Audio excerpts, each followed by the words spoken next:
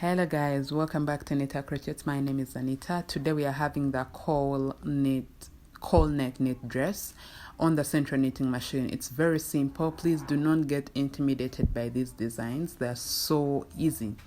It's just that on the SENTRO knitting machine, yarn is very selective, but this is the yarn I used for the project, but I'm going to be redoing the dress using a different kind of yarn that is a little much more thinner than this. Okay, so here we are. I broke my tension lever for my SENTRO knitting machine, and also the other thing about my machine is, I don't know, my row counter is faulty. From the time I purchased this machine, it has never worked.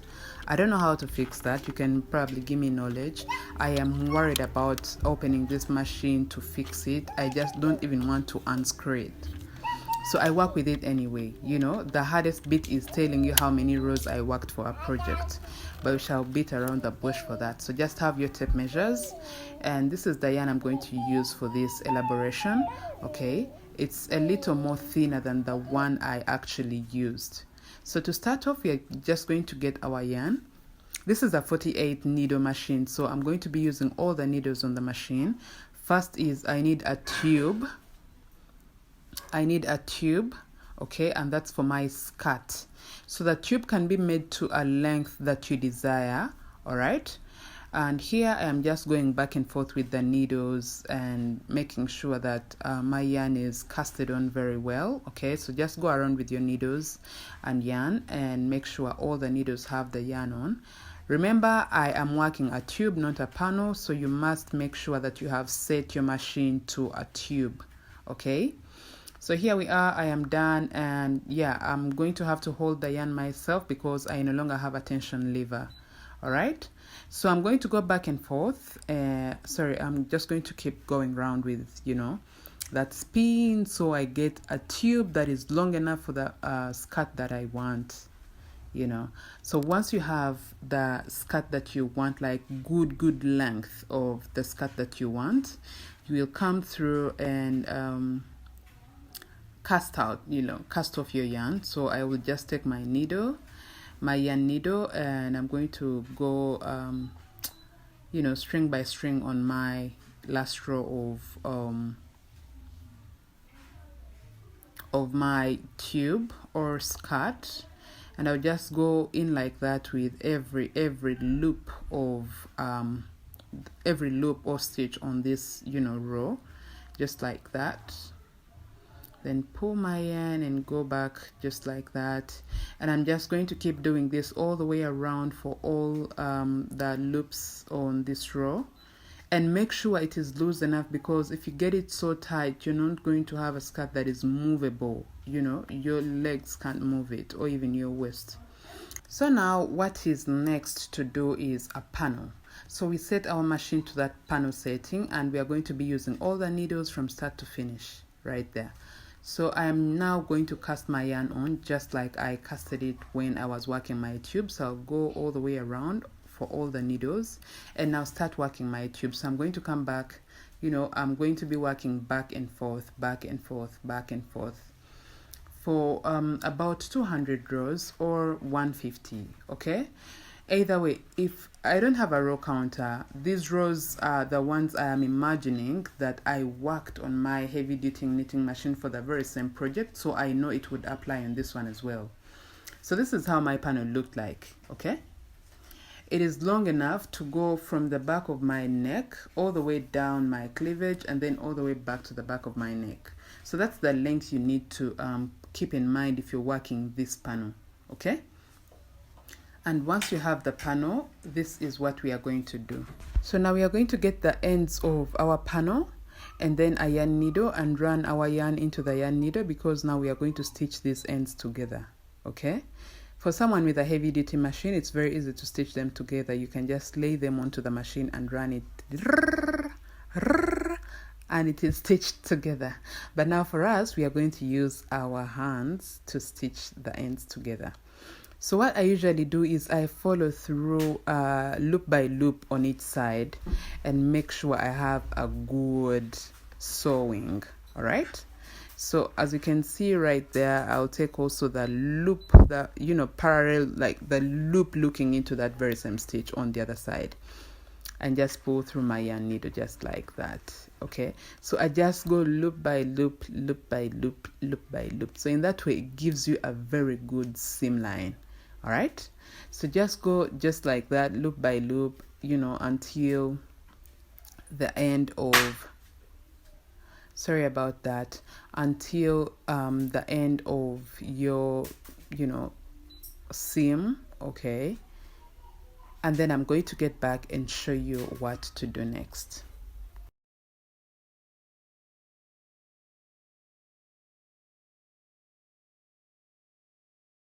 Oh yeah, so now here we go. I have finished hand sewing it and it looks like this on the other side. Perfect. So I'm going to just gather this. There is no science or mathematics or whatever. I'm just going to gather this piece together just at the seam line. Okay, you see that? Just hold it all the way together and make sure you organize your ruffles a little bit so it looks perfect. And in that way also the ruffles are going to run down in that kind of wave to create that drape effect, which will be like very good.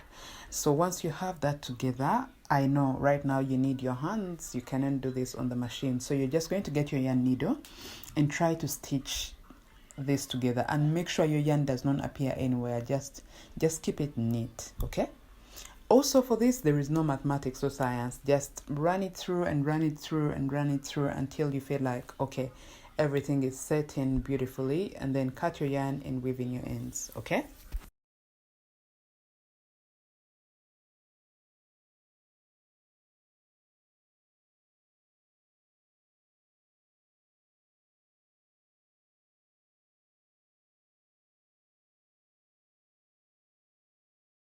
all right, so we have this cowl panel. We have finished creating our cowl, and this is going to be the upper piece of our dress. Okay, so what you're going to do from here is you're going to fold it into half. All right, and to be sure, I have already tried to mark where I want my next my stitch markers to be, because that's where I'm going to get it attached onto our skirt panels.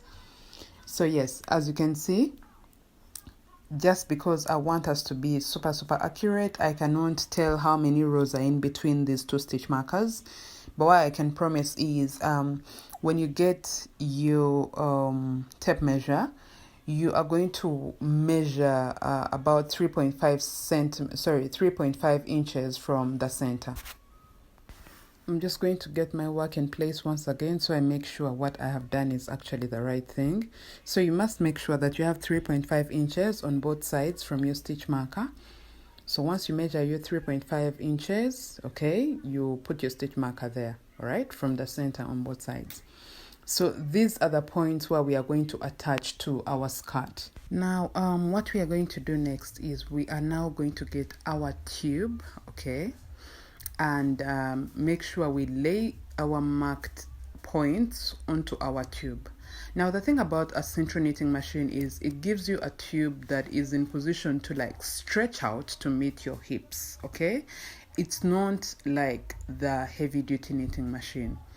With the heavy duty knitting machine, I'll have two panels which are already wide enough and they look wide already, but with this one the tube looks small, almost close to not fitting at all, but yet it's going to fit. Okay, so the tricky bit about this is it is up to me to find where to place my points, and keep in mind that when it stretches out like this, they are still in line. Now you're going to get your tape measure and measure 4 inches from the top of your front panel, or from the top of your skirt, okay, or the front panel of your skirt. Okay, now this is where we are going to think about attaching our cowl. Okay, so our cowl should be attached 4 inches away from the waistline of our skirt. All right, so I am going to get my stitch markers and make sure I place them where I feel and know that they are well placed, and in that way they will correspond with the rows that I had marked on my cowl. All right, because I'm working with a panel, it is likely to stretch out. So for me, the width in between both stitches or is going to be very, very small, so that when it stretches out, it still looks very perfect.